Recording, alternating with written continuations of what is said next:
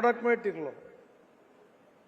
त्यामुळे येणाऱ्या काळामध्ये साखरेच्या भावामध्ये साखर देशामध्ये 365 लाख टन होते आणि या साखरेमध्ये आपण जगातला दुसरा मोठा देश आहोत.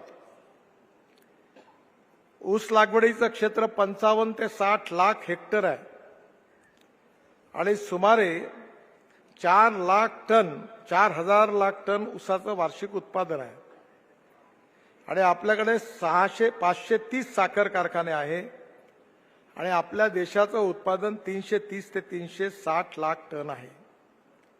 सगळ्यात महत्त्वाचं काय आहे की या कारखानदारांनी 2.5 कोटी लोकांचं जीवन याच्यावर अवलंबून आहे. देशात 2.5 कोटी म्हणजे जे लाभार्थी कुटुंब आहे जे ऊस लावतात आणि डायरेक्ट इनडायरेक्ट एका कारखान्यातून 25,000 लोकांना रोजगार मिळतो आणि त्यामुळे 2.5 कोटी लोकांचं भविष्य या साखर कारखान्यावर अवलंबून आहे.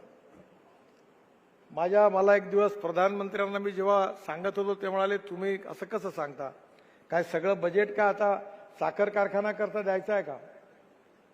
तर मी त्यांना सांगितलं की 188 लोकसभा मतदारसंघ असे आहेत की ज्याचं भविष्य ठरवण्याचा अधिकार ऊस उत्पादक शेतकऱ्यांना आहे आणि जर साखर कारखानदारांनी जर ऊस उत्पादकाचे शेतकऱ्याचे पैसे दिले नाही तर त्याची नाराजी शेतकऱ्यांची जी आहे ती सरकारवर झाल्याशिवाय राहणार नाही. आणि यातलं मोठं उदाहरण उत्तर प्रदेश आहे.